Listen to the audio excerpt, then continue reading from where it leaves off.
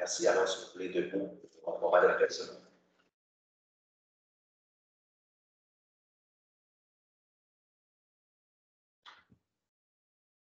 Merci. Vous vous asseoir.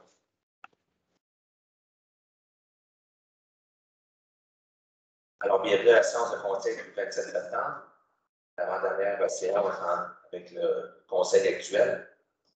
Alors, point numéro 1, ouverture de la séance. Point numéro 2, adoption de l'ordre du jour. Point numéro 3, première période de questions. Point numéro 4, présentation et assemblée publique. Aucun point. Point numéro 5, administration. 5.1, remplacement d'une plante aux étangeries, affectation de flux non autrement affectés de la ville. 5.2, mandat de service professionnel pour l'obtention d'une opinion sur la stabilité du talus à la limite des rues Guillemette et Bordelot, affectation du flux non autrement affecté de la ville. 5.3, demande d'aide financière au programme d'aide financière pour la formation des pompiers volontaires ou à temps partiel. 5.4, intention de la ville d'utiliser les services du Centre de formation d'incendie de Portneuf pour dispenser des formations en 2022. 5.5, demande de virement budgétaire, service de l'urbanisme et du développement économique. Point numéro 6, situation de greffe, aucun point. Point numéro 7, gestion contractuelle. 7.1, octroi du mandat de service professionnel pour la réalisation de l'étude géotechnique et de caractérisation environnementale de phase 1 et 2 pour le projet de reconstruction de la caserne d'incendie. Point numéro 8, urbanisme développement économique, aucun point. Point numéro 9, ressources humaines, aucun point. Point numéro 10, autres sujets. 10.1, aide financière au Centre infirmière de Donnacona. 10.2, autorisation d'utilisation d'une partie du parc de Donnacona afin de tenir une activité bénéfice sur la formule Meshwood et Pierre. Point numéro 11, deuxième période de questions. Point numéro 12, affaires nouvelles. Secrétaire général. Non, pas d'affaires nouvelles de mon côté, monsieur le maire. Monsieur le greffier. J'en ai pas de mon côté non plus. Conseiller? Non. Fait. Alors, point numéro 13, dépôt de document, aucun point. Et point numéro 14, levée de la séance.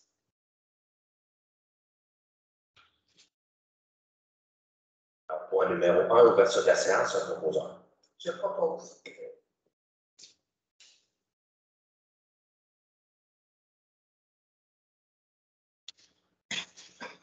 Point numéro 2, adoption de l'ordre du jour.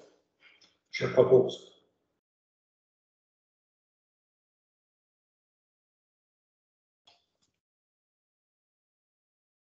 Point numéro 3, première période de questions. Est-ce qu'il y a des questions dans la salle?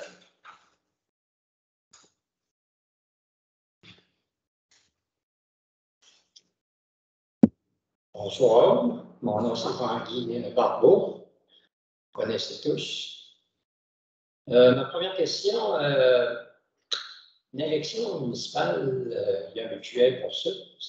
Ça monte à combien de budget? Une élection municipale à Donnacona. C'est imaginer à 42. On parle d'autour de 40 000 qui est budgété pour l'élection municipale. Merci. Une deuxième question, le centre aquatique, la commission scolaire de Portneuf a-t-elle commencé à piger dans sa banque de 5 000 heures pour les étudiants? Oui, on a commencé l'an passé avec les écoles primaires et ça se poursuit. Il y a des programmes avec les écoles primaires, puis là, c'était surtout les écoles primaires des deux pavillons de Donnacona qui en ont profité. Et pendant la prochaine année, ce qui est en train de se travailler, c'est pour intégrer dans la grille matière des étudiants de l'école secondaire de Donnacona. Donc là, ça se travaille avec l'équipe école, l'ensemble de la direction et les membres du personnel.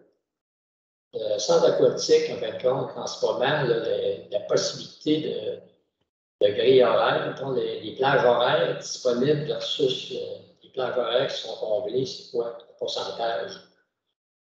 C'est sûr que les premiers mois, on l'ouvert depuis le 26 février. Les premiers mois, évidemment, on ne pouvait pas accueillir, on ne pouvait pas offrir de cours. Les premiers cours ont été offerts, là, je pense qu'ils ont commencé il y a 2 semaines, si ma mémoire est bonne, tout de suite après l'expo commerciale.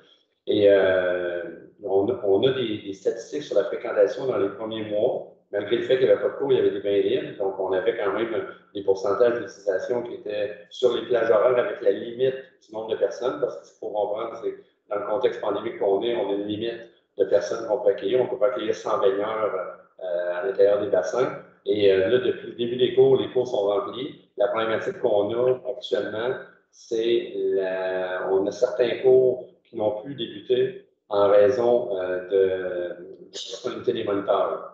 Donc, on a des moniteurs, ben, ce sont tous des étudiants principalement, au moins que ce soit des personnes qui ont eu un contrat, qui donnent des cours. Notre coordonnatrice aquatique, qui est quand même, elle, formée, est en mesure de pouvoir en donner quelques-uns aussi. Là. Mais on a quelques cours qui ont dû être ralentis à cause de ça, mais le succès est au rendez-vous. D'accord, ma question. Juste ajouter quelque chose. Il y a eu des cours qui ont été donnés pendant la première session, pendant 9 semaines. Avant que ça soit arrêté à nouveau. Avant que ça, c'est ça, avant 3 semaines là, pour le nettoyage des compagnies, pour l'entretien. Il y a eu des cours, il y avait des 9 semaines de cours. Je vais poser ma question différemment. Disons pourcentage de la piscine, en fin de compte, elle est occupée à quel pourcentage? Je vais vérifier, je ne veux pas parler à travers mon chapeau, mais je vous dirais qu'en fonction des cours qui sont offerts à partir de 6 heures le matin, parce qu'il y en a qui sont dans les bassins à partir de 6 heures, c'est au-delà de 75 ça c'est clair, là. Mais avec la limite, on pourrait avoir des cours avec plus de personnes, mais on doit les limiter en fonction des capacités en raison de la pandémie actuelle. J'ai vu sur l'ordre du jour, une autre question. J'ai vu sur l'ordre du jour qu'on va parler des pompiers, là, de la bâtisse pour les pompiers, en fin de compte. C'est quoi vos projets là-dessus? Il y a des études, il y a 2 études qui vont être approuvées ce soir, là, prévision de nouvelle caserne. Quoi. Oui, ben en fait, l'étude d'opportunité qui a été faite a été remise entre les mains des membres du conseil pour l'étude du budget des projets d'immobilisation. Donc, à voir si c'est qu'est-ce qui est la solution la plus profitable de rénover complètement la caserne actuelle ou de démolir et reconstruire une nouvelle. Donc là, il y a une analyse budgétaire actuellement qui est faite dans le plan triennal d'immobilisation qui sera adopté au mois de décembre. Mais là, il y a une étude, ce qui va être adopté ce soir, c'est au niveau de l'étude de caractérisation et environnementale phase 1 et 2 pour justement aller faire des vérifications sur le terrain directement. C'est le terrain existant actuel, parler? Oui. Okay. Merci. Qu'on rénove, M. Barbeau, qu'on rénove ou on en construit une nouvelle, elle va être à la même place. Alors, on va passer au point numéro 5. Excusez. Est-ce qu'il y a d'autres questions?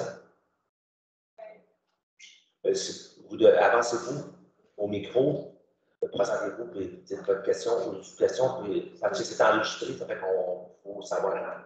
Oui. Bonjour. Bonjour. Moi, je m'appelle Linda Fleury. Puis, je suis fille de la colonne naturellement. Puis, mais ici, quand j'avais l'intention d'ouvrir un genre de gîte comme de. Airbnb. Oui, c'est ça. Je vous ai envoyé une lettre d'ailleurs. Je vous ai appelé, mais j'ai tombé sur votre boîte vocale. Ah, OK. Je laisse rarement des messages. OK, d'accord. Puis là, bien, je me demandais si je pouvais. Je veux marcher légal aussi. Là, fait que, oui. Je me demandais si vous avez de l'intérêt ou. Je sais que vous avez parlé à notre inspecteur, M. Oui, c'est ça. Il me disait. Il a répondu que non. Mais j'ai parlé à M. Fillon. Je sais que présentement, la loi, si elle n'autorise pas de Airbnb. Mais ça peut-tu fonctionner sur autre chose que Airbnb ou je peux-tu. Mais c'est sûr, j'arrivais au mai. Oui, parce que c'est. Il n'y a rien qui vous empêche de préparer votre projet, de le présenter à M. Fillon, et puis à partir de là, on va voir si on peut modifier la loi. OK. Parce que, comme M. Fillon m'a expliqué, on ne veut pas accepter un Airbnb n'importe où, parce qu'on sait, normalement, les Airbnb, le monde qui viennent, ils ne respectent pas toujours la tranquillité des voisins. Ouais. C'est en général. Je ne veux pas dire que c'est ça qui va arriver chez vous, mais c'est ça le gros questionnement qu'on se pose. On ne dit pas qu'on n'autorisera pas, on ne dit pas qu'on ne veut pas modifier la loi, mais si on la modifie, on veut s'assurer, avant de l'autoriser, qu'on respecte le voisinage aussi, pour leur faire un sondage au niveau du voisinage, s'ils sont enclins à accepter un Airbnb dans le secteur. OK. Et je vous conseille de faire votre demande pareil, Mme Fleury, s'il vous plaît. Oui. Oui. À M. Fillon. Oui, à M. Benoît Fillon. OK. C'est le directeur de l'urbanisme. OK. Vous pouvez arriver avec votre dossier, puis vous pouvez prendre un rendez-vous, il va vous recevoir. Il m'a déjà dit qu'il était prêt à vous recevoir. Ah oui? Oui. Ah, c'est une bonne nouvelle. Ben, merci. Merci, madame.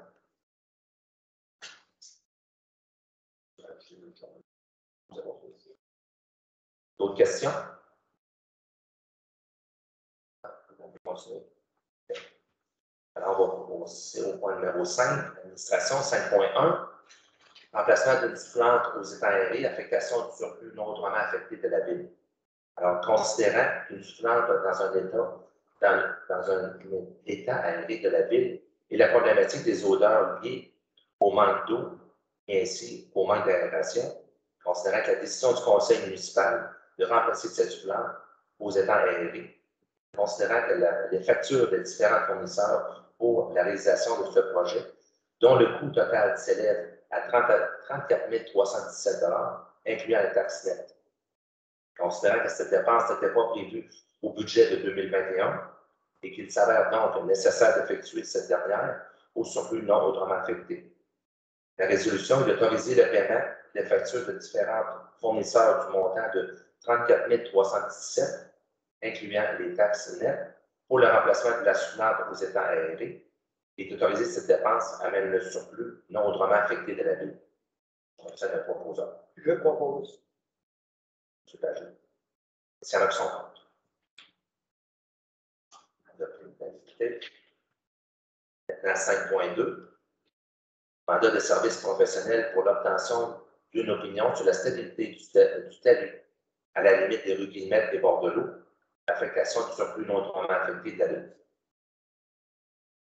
La constatation de traces d'érosion à proximité d'un ponceau à la limite des rues Guillemette et Bordelot, considérant que la nécessité d'obtenir une opinion géotechnique sur la stabilité du talus, la facture de groupe GEOS d'un montant de 5 250 $, incluant les taxes nettes, et considérant que cette dépense n'était pas prévue au budget de 2021, il s'avère donc nécessaire d'effectuer cette dernière au surplus non autrement affecté de la ville.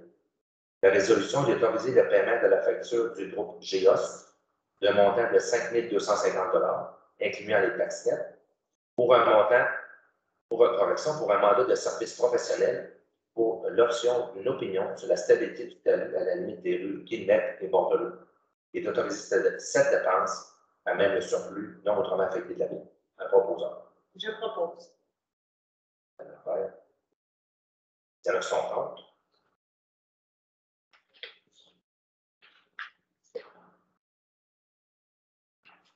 « 5.3. Demande d'aide financière au programme d'aide financière pour la formation des pompiers volontaires ou à temps partiel. » Considérant que le règlement sur les conditions pour exercer au sein des services de sécurité incendie municipal prévoit des exigences de formation pour les pompiers des services de sécurité d'incendie, afin d'assurer une qualification professionnelle minimale.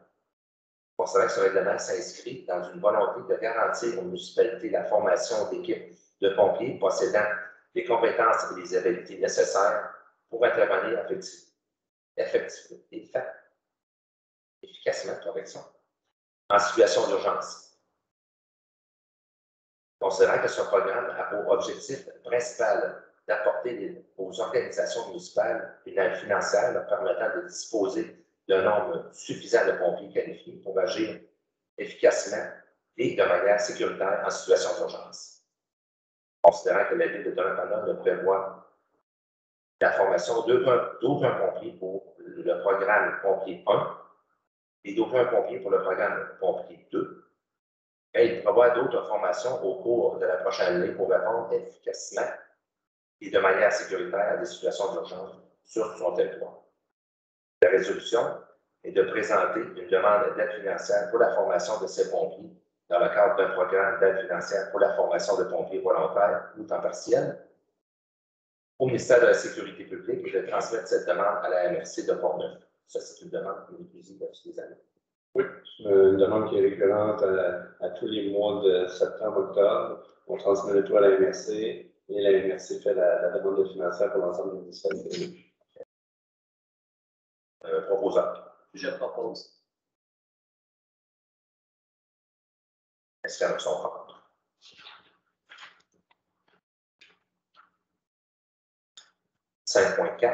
Intention de la Ville de Donnacona d'utiliser le service du Centre de formation d'incendie de Pont-Neuf pour dispenser des formations en 2022.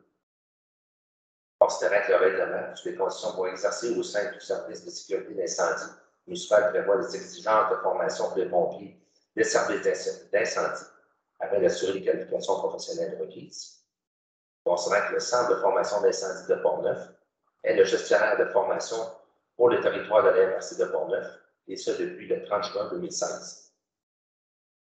Considérant que la Ville de Donnacona a fait une demande au ministère de la Sécurité publique via la résolution afin de bénéficier de l'aide financière offerte par le programme d'aide financière pour la formation de pompiers volontaires ou à temps partiel.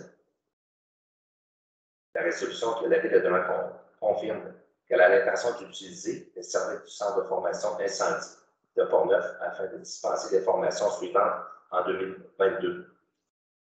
Un opérateur d'autopompe pour 3, un opérateur de véhicules d'évaluation pour 4 et les outils de désincarcération pour 4.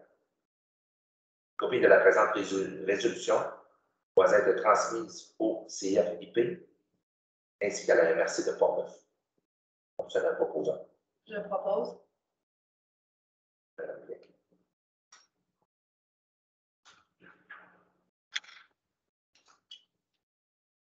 5.5, demande de virement budgétaire, service de l'urbanisme et du développement économique. Monsieur le directeur général.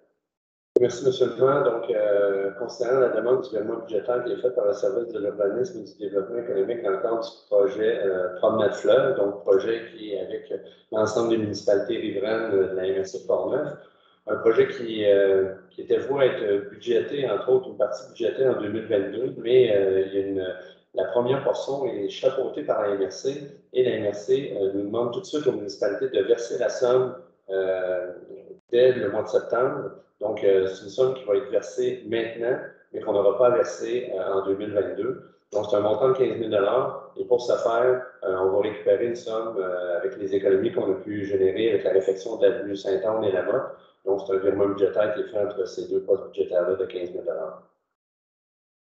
Merci. Il y avait un proposeur. Je propose. Est-ce qu'il y en a qui sont contre?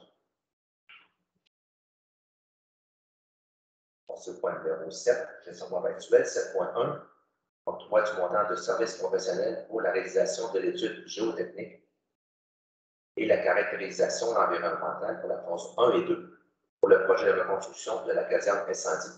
Monsieur le directeur général. Oui, donc, un peu comme on le disait tout à l'heure, étant donné qu'il est nécessaire de faire réaliser une étude géotechnique et de caractérisation environnementale phase 1 et 2 sur le site, on a reçu des offres de 5 fournisseurs. Et considérant qu'en vertu du règlement V578 sur la gestion contractuelle, la Ville peut conclure un contrat de gré à gré. Donc, le but de la résolution de ce soir est d'octroyer le mandat de service professionnel pour la réalisation de l'étude géotechnique et de caractérisation environnementale phase 1 et 2 pour le projet de reconstruction de la caserne incendie du groupe GEOS, un montant de 24 719,63 incluant les taxes applicables. Merci. Alors, j'en besoin d'un proposant. Je propose. Vous aviez les offres jointes à la résolution avec le sommaire décisionnel de notre directeur. Donc, ça variait. Le groupe GA, c'était à 24 719,63. Donc, les cinq fournisseurs, le dernier là, étant FNX Innov de 55 572. Donc, et puis les trois autres là, variaient entre 25 et 45 000 $ environ. Alors, nous allons passer au point 10.1. Aide financière au Cercle d'infirmières de Donnacona, concernant la correspondance reçue du Cercle d'infirmières de Donnacona, par laquelle l'organisme demande une aide financière à la Ville pour la réalisation de ses activités.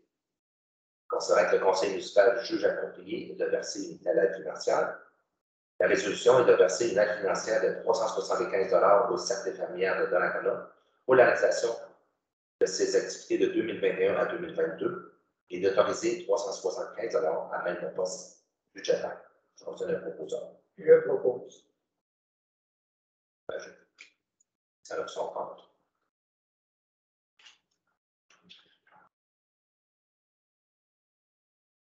10.2, autorisation d'utilisation d'une partie du parc de Donnacona afin de tenir une activité bénéfice sous la formule méchoui et bière.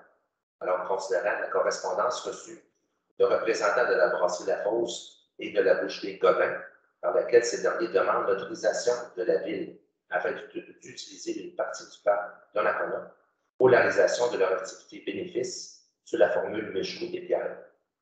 Ceci au profit de Florence qui souffre d'un cancer du cerveau. Alors, considérant que l'organisme demande à pouvoir utiliser gratuitement une partie du parc de Donnacona pour la tenue de cette activité bénéfice, considérant que l'événement se déroule un samedi à une date qui sera à convenir avec les services et des loisirs de la culture et de la vie communautaire. La résolution est d'autoriser les organisateurs de l'événement, soit les représentants de la brasserie La Fosse et la boucherie Godin, à utiliser gratuitement une partie du parc de Donnacona pour la tenue de leur activité bénéfice. J'ai besoin d'un proposeur. Je propose. Est-ce qu'il y en a qui sont contre?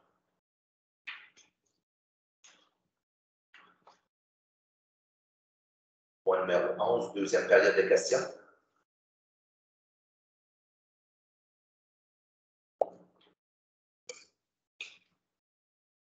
C'est Tanguy Barbeau encore. Pour en revenir à la caserne, c'est quoi l'ordre de grandeur de ces projets de rénovation? En fait, ce qu'on est en train d'étudier, comme je disais tantôt, c'est une étude d'opportunité pour voir est-ce que c'est plus profitable pour la ville de Donnacona de rénover pratiquement à 100% la caserne ou d'en faire la reconstruction d'une nouvelle. Donc, c'est sûr que là, on est à l'étape vraiment préliminaire d'étude d'opportunité et les membres du conseil auront à réfléchir en fonction des estimations qu'on va recevoir. On n'est pas rendu dans les plans de vie, loin de là. Et on est en train de préparer le plan triennal d'immobilisation pour 2022 à 2024. Donc, période d'analyse qui va suivre et qui, avec la formation du nouveau conseil, là, le budget sera adopté en décembre prochain. Donc, ça va être plus en 2024. C'est sûr que c'est pas le temps que, première des choses, c'est de recevoir et qu'un budget soit adopté en conséquence, tout dépendamment de la décision qui sera prise finale. Et par la suite, lorsque les études vont être reçues sur les capacités du sol, si jamais il y a reconstruction, ben, par la suite, ça va être les services professionnels, les plans de vie, tant qu'on part en appel d'offres, et tout ça est relié avec un aide financière, un programme du même type que la rénovation qu'on a eue ici de l'Hôtel de Ville il y a quelques années. Donc, 2 tiers. Oui, 65%. Donc, mais ce programme-là se termine. Les demandes peuvent être reçues jusqu'au 31 mars 2023.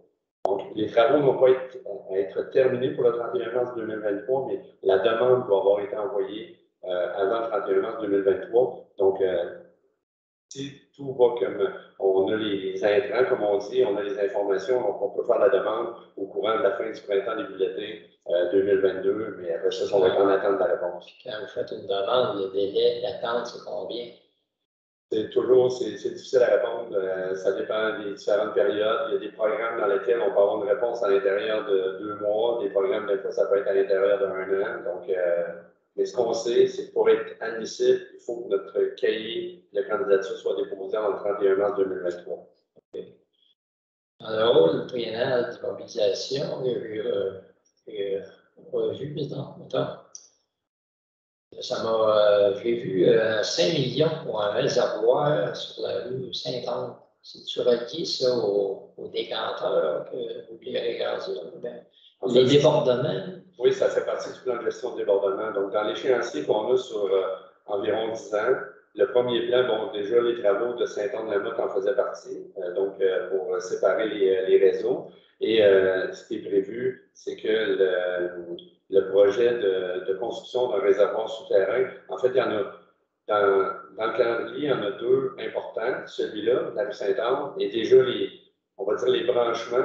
Si vous vous êtes promené pendant les travaux sur Saint-Anne ou complètement au parc Jean-Baptiste, les branchements ont déjà été prévus en conséquence de ce grand réservoir-là qui va venir éventuellement. Il va y en avoir un autre également sur le boulevard Victorin, éventuellement. Et parce que dans la situation actuelle, là, des débordements, là, il doit y en avoir un petit peu. On en a, évidemment, depuis 2000, c'est en 2018 que les règles et les normes du ministère de l'Environnement ont changé au niveau de la gestion des débordements, et ça à la grandeur du Québec, évidemment. Donc, nous, il y a certaines pointes sur lesquelles on peut apporter des corrections, et on s'est donné un plan, notre plan de gestion de débordement qui a été réalisé et qui a été approuvé. On était un des premiers plans de gestion de débordement approuvés à grandeur du Québec. Donc, on est en train de voir aux actions qui sont indiquées dans ce plan-là. La première action étant la division des réseaux à partir des travaux de réflexion de cette année. Aujourd'hui même, là, en 2021, là, les débordements, c'est quoi l'ordre de grandeur des débordements qu'il peut y avoir dans le système d'épuration des eaux? Je vous dirais que 2021, on n'a pas eu beaucoup. Pas eu grand pluie. On n'a pas eu de pluie. Donc, il n'y en a pas eu beaucoup, contrairement à d'autres années. Mais il y a eu des années où on a eu des pointes avec. Je n'ai pas les chiffres par cœur en tête, là, mais on avait des pointes souvent lorsque c'est la fonte des neiges avec les grandes pluies en avril, des fois des fortes pluies en juillet. Cette année, bien, comme vous le savez, on n'a pas été touché par ça. En pourcentage versus le traitement total, c'est quoi, de l'ordre de 5 %, 6 %, 10 %? On n'a pas d'idée. La statistique, tout dépendamment sur laquelle base on suit, je ne peux pas vous donner un grandeur de pourcentage, c'est quand même assez minime, je vous dirais. Là. On n'est pas dans les municipalités où il y a un plan de redressement obligatoire qui doit être mis à l'intérieur de quelques années. Nous, notre plan de gestion qui a été, je l'appelle, approuvé par le ministère de l'Environnement, on peut prendre pratiquement 10 à 12 ans là, pour rentrer dans les normes, dans les standards, sur l'ensemble de notre réseau. Donc, on n'est pas dans une situation extrêmement problématique, mais on a des corrections à faire. D'accord. Occasionnellement, il y en a des débordements. Ouais. Avant le changement des normes, en 2018, on franchissait les tests à tout point de vue. Lorsqu'il y a eu un resserrement des normes sur le nombre de débordements annuels permis dans les périodes, à l'intérieur des périodes de fonte et de grande pluie, bien, c'est là qu'on a dû réajuster le tir. C'était quoi le nombre de débordements permis? C'était quoi? Je peux vous les écrire, M. Barbeau. Je les ai notés, mais je ne veux pas vous lancer des chiffres. Je vais porter ces chiffres pas mal. Hein? Oui, les questions reliées aux chiffres. Quand on les a rencontrés, M. Barbeau, le ministère de l'Environnement, on les a rencontrés, M. Germain, j'étais avec M. Paris aussi. On était 6 ou 7 ici des représentants de la ville. On leur a demandé quelle serait le nombre dans 25 ans pour que lorsqu'on va faire des travaux, on ne soit pas à recommencer dans c'est zéro débordement, je suppose. Oui, exactement. Puis les autres, comme lorsqu'on les a rencontrés, c'était la première fois qu'ils voyaient une ville qui s'informait avant de commencer les travaux. Quelles seraient les normes? Présentement, le ministère de l'Environnement, qu'est-ce qu'ils veulent faire? Ils veulent faire ça comme une habitude de demander aux villes de venir les rencontrer avant de commencer les travaux, pour pas que justement qu'on recommence, qu'on refait des travaux qu'on vient juste de finir, puis 7 ou 8 ans après, il faut redéfaire ce qu'on a fait. En fin de compte, tous les travaux que vous voulez faire, là, le 9 millions, on avait parlé de 2 ou 3 semaines, là, mais disons, premièrement, ça va être décalé dans le temps, parce que si on regarde le rôle triennal des mobilisations, en 2021, il y en avait pour 500 000, puis en 2022, 7 millions, puis en 2023, 1,5, ça va être décalé dans le temps, là, parce que cette année, il ne se fait rien là-dessus. Là. Oui. Alors, ce 9 millions-là, plus le réservoir de 5 millions, plus un autre réservoir, en fait compte, là, avec tout ça soit construit, là, ça va être zéro débordement. C'est une possibilité de zéro débordement pour les 25 prochaines années. C'est un peu ça. Hein? En fait, la norme, ce n'est pas zéro débordement. La norme, il y a des normes qui ont été exemples. Je vous donne un chiffre, puis je peux peut-être me tromper de quelques-uns. La norme était peut-être permis d'avoir 20 débordements qui étaient resserrés à 10 débordements. Nous, comme M. le maire vient de vous le dire, ce qu'on a demandé au ministère, commettez-vous dites-nous dans 25 ans, ça va être quoi votre norme? Donc, nous, on va faire des travaux pour que dans 25 ans, on n'aura pas à refaire ce qu'on fait actuellement. Donc, ils se sont commis d'une certaine façon. Vous ont donné des chiffres. Ben oui, ça nous a permis de pouvoir faire en sorte C'est proche de zéro. Oui, c'est ça. Donc, c'est plus proche de 3-4 débordements annuels, tout dépendamment des émissaires. Là. Et c'est en fonction de ça qu'on fait nos travaux, on les planifie. C'est planifié, j'en ai déjà parlé. Là, vous prévoyez une augmentation de la population assez. Je ne suis pas d'accord. On a déjà parlé. Là. On planifie pour 25 ans d'avance selon une certaine population qui donne à connaître qu'il va y avoir d'ici les 25 prochaines années. Ça doit rentrer en ligne de compte dans nos calculs. Absolument. Ouais. En termes de commerce, d'industrie, de résidence. Okay. On va suivre le dossier. Merci. Alors, on est rendu au point numéro 14 qui est levé de la séance. Je vous en ai proposé. Je propose. Tout d'abord. Merci. Alors, ceci conclut la séance de conseil du 27 septembre. Merci beaucoup. Bonne soirée. Bonne soirée. Bonsoir.